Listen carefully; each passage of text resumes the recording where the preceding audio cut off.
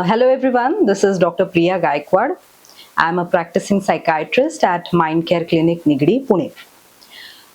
Today we are going to talk about a very common topic nowadays, that is anxiety. So, what exactly is anxiety and how do you recognize anxiety in an individual? It's okay to be a little anxious, when you meet with an accident or you go to a doctor's place for some checkups and you're awaiting the results of that checkup. This is something called as normal anxiety. Even before going to exam or going to an interview, having that feeling of being on the edge for some time till the circumstance is over is something which is called as normal anxiousness. We'll talk about anxiousness. Okay.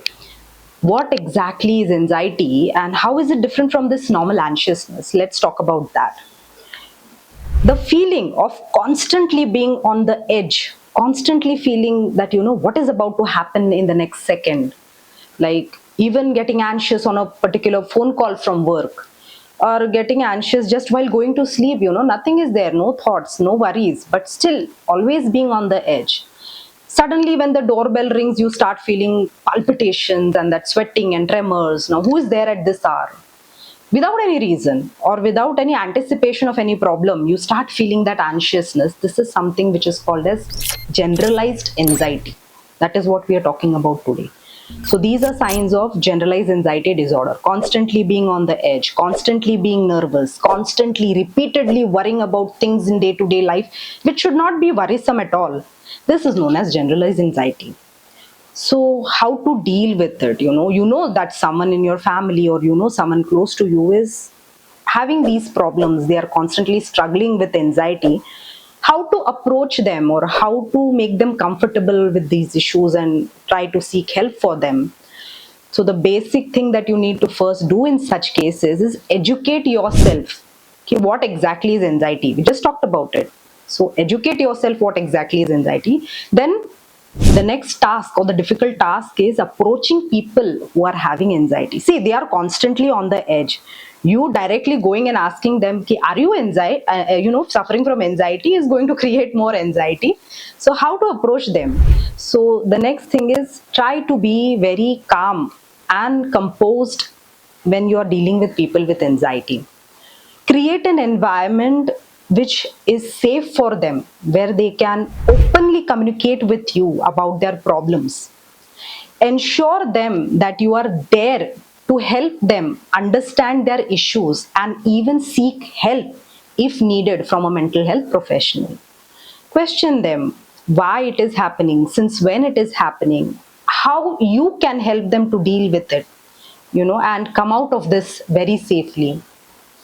Then if at all you feel that it is not manageable on personal level or even in after lifestyle changes, you can advocate them to visit psychologists or therapists or mental health practitioners so that they can help them make better decisions in dealing with this anxiety. Let's talk something which is going to be very commonly associated with anxiety, the other part or the biggest elephant in the room along with anxiety is depression. Now, what exactly is depression? You need to identify this also. It's a very common and rising problem in the population today. So, what is depression? Let's come to the signs and symptoms of depression.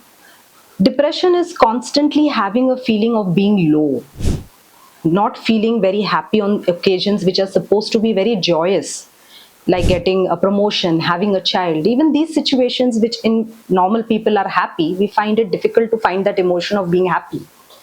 Constantly having feelings of pessimism, negative thoughts, feelings of helplessness, worthlessness, and sometimes even to the extent of having suicidal thoughts of ending life. There seems nothing to be worth in life, so let's end it.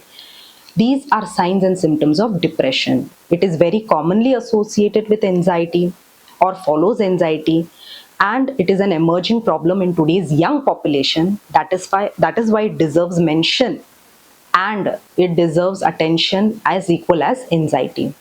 So identifying people with depression is also important.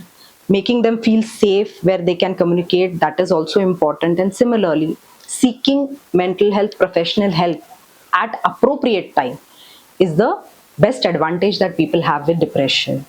Always support them, always try to seek help for them. That is the best help you can give anyone. Thank you.